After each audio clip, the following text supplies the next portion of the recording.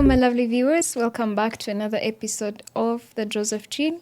With me today, I have a lovely guest. Her name is called Judith Gihana. She's an entrepreneur and she has a lot of experience as well with entrepreneurs. So I'm going to allow her to share a little bit more. Welcome. Thank Judith. you. Thank you for having me. My name is Judith Gihana.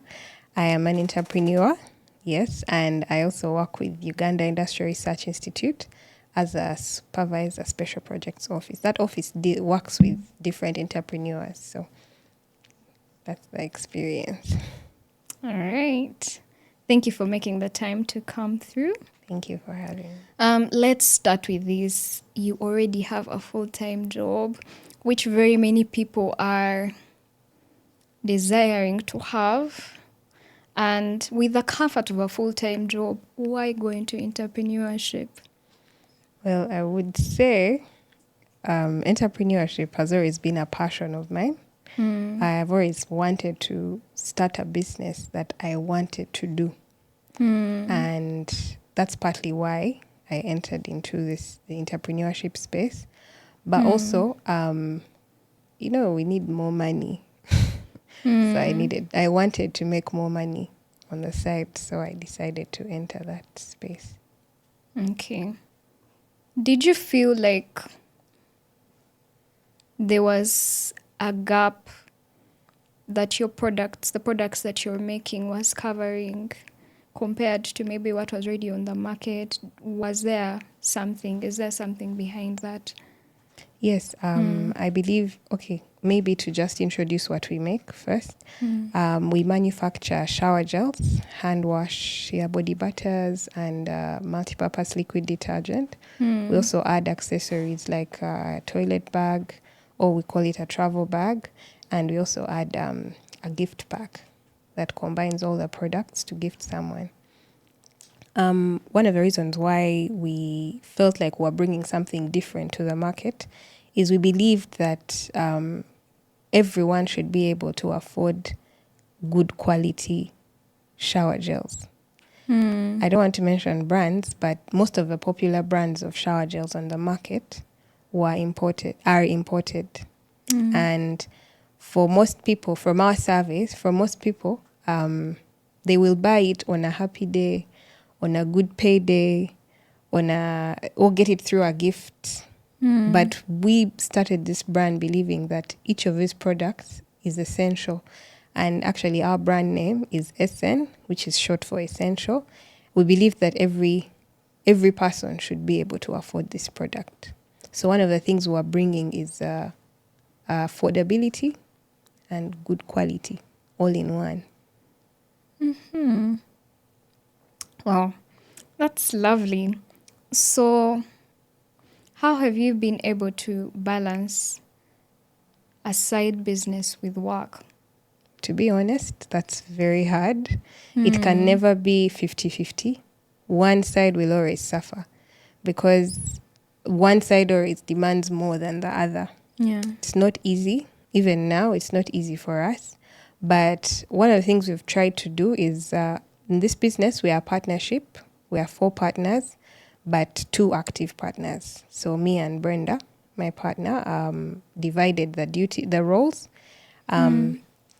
Brenda handles mainly the production side of the business, and then I'll handle mainly the administrative side of the business, that is the finances or the accounting, the marketing, and the inventory.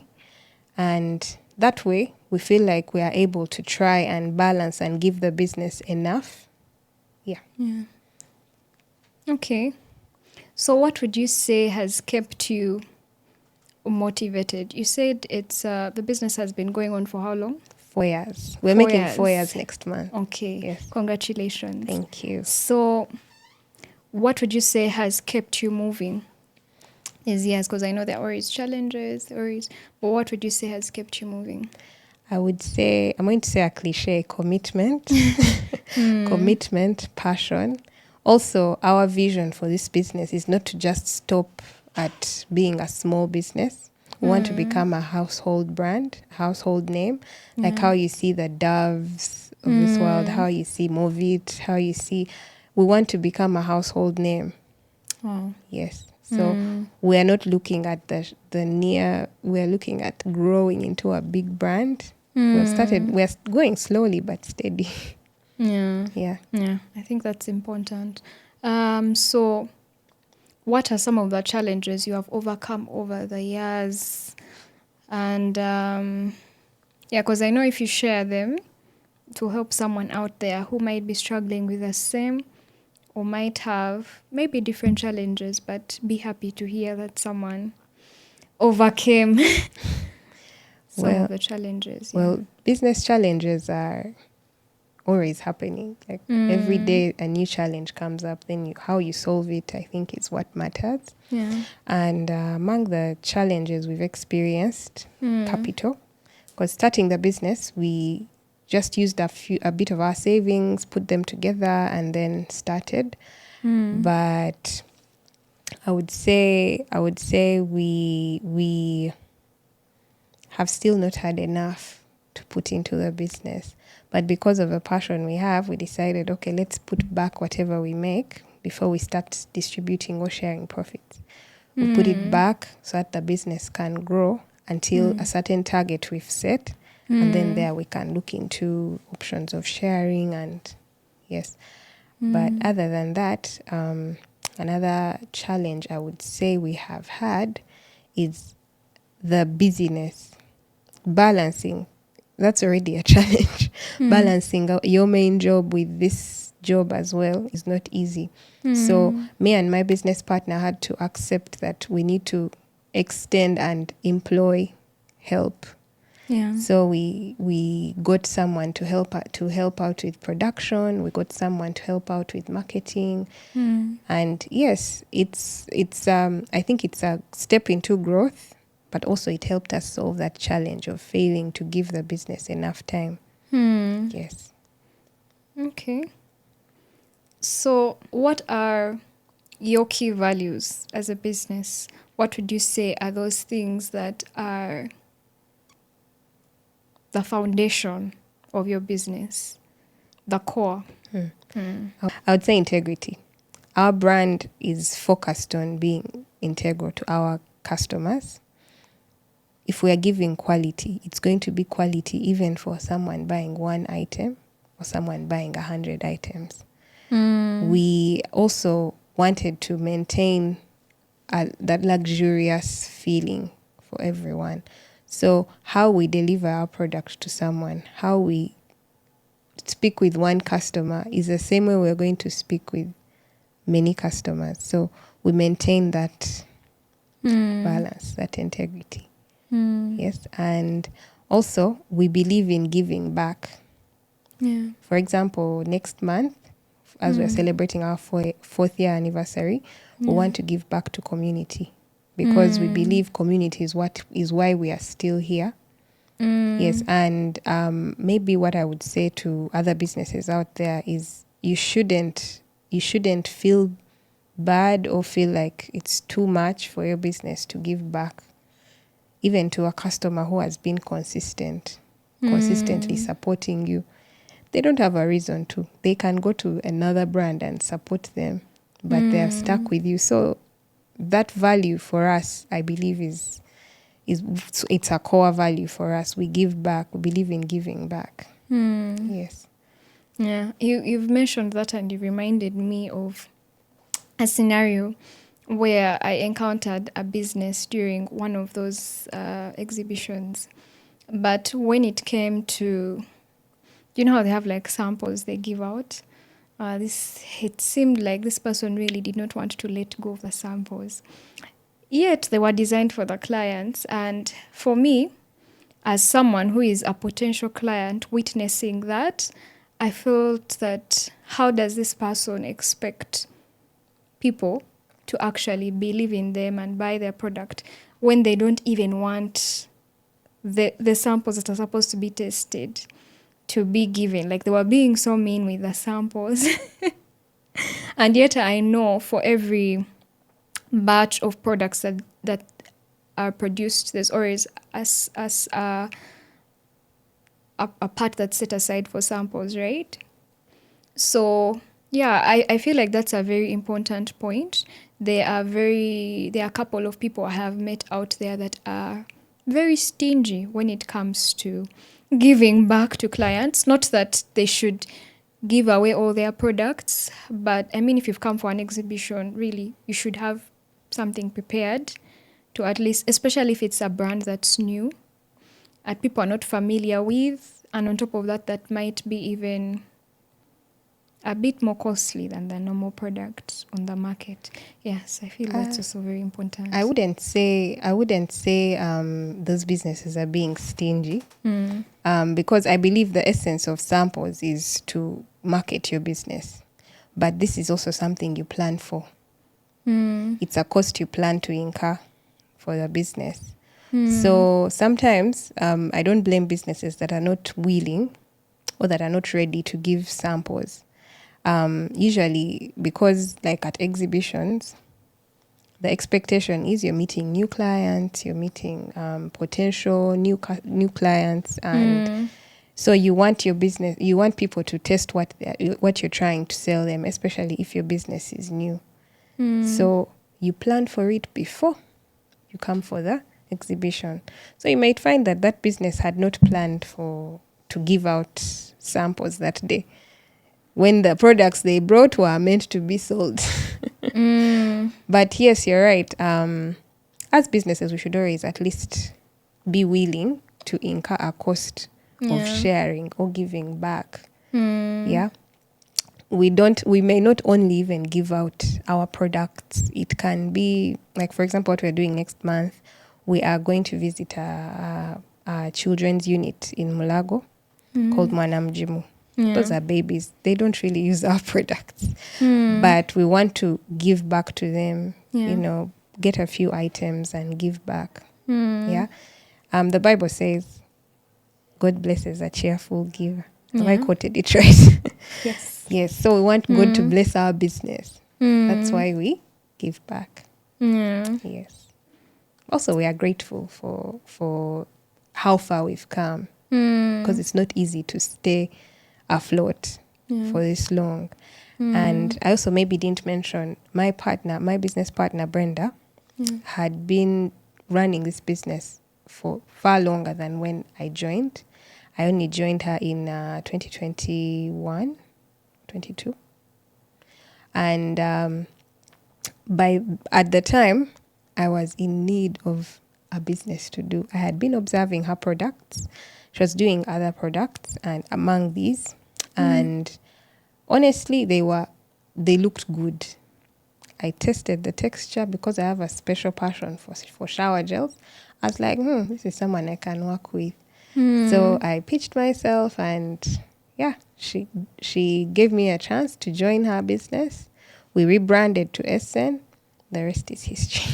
Yes. There's something you said about right now being at the stage where whatever you get, you invest back into the business. I feel that's something very many people, especially in this day and age, don't appreciate. So what would you say to such a person who is like, for me, I have done the sales, I need to eat the money? What would you say to such a person? Well, I honestly respect that, because for us, our reason mainly was because we did not start with enough capital, meaning the business still needed more capital. But we decided, instead of going out and getting a loan at this early stage, let's get whatever we are making in profit and reinvest it in the business. And that method has worked for us so far. And the target we gave ourselves, we are yet to get there. But for people who are able to still have something for themselves at the same time, something for the business, I respect that, honestly. Yes, but business is about being calculative. You can't enter into stock money. You can't enter into money for paying the rent for the space you're using. You can't use the money that is supposed to be making, maybe buying packaging for next month's production. You can't. So if you're able to balance your books and remove all this money you're supposed to, that is, what is it called? The gross, The sorry, excess money that you get. yes, the money for the materials, blah blah blah. If you're able to get off your labor, because most of us small businesses, we are the employees of the business. Get off your labor or your allowance or your salary, and then the rest is profit. Please, by all means. Yes, so the important thing to do is to be able to balance, not use the money for the business to parent, and then you don't have what to use to buy materials. So there, the business is now stuck. Yeah. Yeah. Okay. So, looking back from where you began versus where you are now, what are some of the things that you wish you could have known back then that you know now? Well, for starters, despite having worked with so many entrepreneurs over the time at my main job, one of the mistakes I would say I made was we did not prepare a proper business plan, something like a roadmap for us to follow while we are doing the business. I joined my partner with passion, blinded by passion, which is a good thing. Yeah. But also the business plan is necessary because you need to see where you're headed. You need to have it on paper. We overlook this as small businesses very many times, but it's it's a very, very important thing. So looking back, I wish we had done that first before properly starting, so that it would but we later on realized and, have prepared a strategic plan, and also we keep amending it as we go. But that's something, if I look back, something we should have done better. Then another thing, let me see. No, I feel like everything is aligned. Okay. Yes. Okay. So, what qualities do you think every entrepreneur should possess? Every entrepreneur should have integrity. If you're promising people good quality, are you giving them good quality? I know. Yeah. If I'm telling you I sell the best liquid soap on the market, Yeah. I can put my like I am very confident in that. Yeah. Then another thing I would say is consistency. Every entrepreneur should have that as a value. If you're always having products, if you're making sure that you always have products. If your kind of marketing is maybe you stock and then when it runs out, you stock again, be consistent with that. Consistency helps the customers keep up with you. And what other value would I say? Bookkeeping. That's something we overlook, but it's very, very important to be able to know how your books are doing. Yeah. You don't necessarily have to be an accountant to understand how your books should be. These days we are blessed to have so many apps that help with this. And if you start this with your business, it's easier to keep knowing, okay, this 12 months, this is how my business was performing. This is how much I put in. This is how much I got out. This is the profit I made. So that's another important value to have. Yeah. Bookkeeping and consistently. Yeah, others have flown out of my head, but they'll come later. Right. You mentioned something earlier about working with very many entrepreneurs and all that. What have you picked out? What do you think are the gaps that maybe you found are common challenges with them? Yeah. I would say a common challenge I have witnessed is most entrepreneurs think a business is a product. Like, if I learn how to make soap, that's it. I can start my business. They ignore other factors like Does the market want the soap I'm making? Who am I going to sell this soap to? Yeah. How will they approach my product? How does it look? What's my 5-year, 10-year plan? Do I want to stick around and maybe stay a small business just serving homes, or do I want to grow into a big business, start exporting, or do I want to distribute my business all over Uganda, such things. So most of the time I have witnessed that businesses ignore the other factors around starting a business, and they only focus on having the product and making the product. Then they start selling. I know very many entrepreneurship coaches and all mention this because it's actually happening.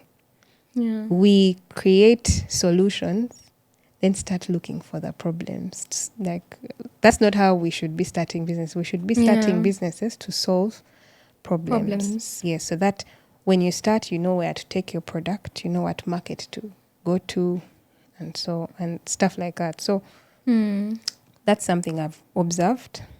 Another thing is, I've been mentioning it already, but bookkeeping, or the old way of saying accounting. Yes, it's very important. Having knowledge of how your finances are moving in the business is very important. Yeah. Most businesses ignore that. And surprisingly, the rudimentary businesses you find in town, they do their bookkeeping in their own way. But then you find a properly organized business has completely chaotic books of accounts. So that's something they overlook, which is also very important to start the business with, not at a later stage when you've gotten more money. No. Then another key challenge I see that we also experienced and later allowed and spread out to employ more people is, with most times entrepreneurs, we think we can do everything. I've seen several businesses fail because of this. You find the same guy, sole proprietors mostly, the same guy does the marketing for the business, does the production, does the financing, does the branding, does the social media, even the clips and what. It's not bad. But how about if you got help? How big could you go? Like, for example, if you're already doing all that by yourself and the business is growing, imagine if you had help on all those other. Yes. And there's something my business partner likes to say. She says you can't make money if you don't spend money. So you have to be willing to spend a bit more to earn a bit more. Economies of scale. Yeah. True. So it's something many entrepreneurs are not doing. Yeah. But I want them to think, if I'm making it right now by myself, imagine if I added 1, 2, 3 people. How would I do? How much better would the business be? Definitely. But I think that also kind of relates to the whole point of vision. You said something about a vision, trying to find out what do you actually want for your business in the long term. Like you said, people usually focus on the product. And I have also seen it as well, that someone really is not looking to, you said Essen is going to a place where you want it to be a household brand, a brand that everyone knows, a go-to brand for very many people. So when we look at in the context of Uganda, very many people don't really have that mind of, oh, I want this business to go to this level. It's like, I just want a business that's going to give me money. So they're looking at the short term. So I think, yes, I completely agree with you on that. That's something that, so probably dear business owners out there, if we take time to actually create a vision, to try to see where we want to go, and also, like she said, focus on solving a problem that's already existent and not create solutions for a problem that does not exist, because then you're going to have to convince people to buy a product that they initially did not want. But I also think market research helps with this. Before making a product, or when you have a sample product, you could first go out and try it out in the market and see what people have to say about it. How did you handle it in the case of Essen? In the case of Essen, I would say our first year our first year of rebranding to Essen, we tried as much as possible to put our product out there. If we're at markets, would let people try our products, gift people our products, like you said, share a few, like with few friends and family. Hey, first try this. I remember the very first batch we made, I took it home and gave my mom, my dad, hey, try this and tell me. And we got positive reviews. And that was part of our market research. I didn't mention how we sell our products. We don't have a storefront yet. We're heading there, but we don't have one yet. We are 100% online. So we part of our market research was, how should we approach this market with our little capital, with our minimum resources? How can we be able to leverage and also be able to tap into this market properly? And we found that social media can be one way. And we've leveraged it. We use WhatsApp, we use Instagram, we use TikTok. TikTok, we are learning. We're not yet there where we want to be. And then also Twitter. So that was also part of our market research. But I've seen some of the marketing that you do online, on Instagram, on Twitter, on TikTok, and it's really good. I actually feel like you're doing a very good job. Thank you. That means a lot. From a marketing perspective, I feel like you're doing a good job. You can tell that there's a lot of intentionality being put into it. Thank you. And which is something I'd also like to encourage our business owners out there. Please, please, please do not ignore the power of social media and how much it can get you in terms of branding, in terms of sales, in terms of advertising. Please take advantage of that. Make sure you record videos. If you're not sure how to do it, you can go online and look at the products and look at the different companies, people that are probably doing the same line of work that you're doing. See how they do it. And for those that have no idea how to start, YouTube is available to teach us everything that we may not have knowledge of. So there is no excuse. So my dear viewers, that's all we had time for today. We are going to continue with our part 2 following this one.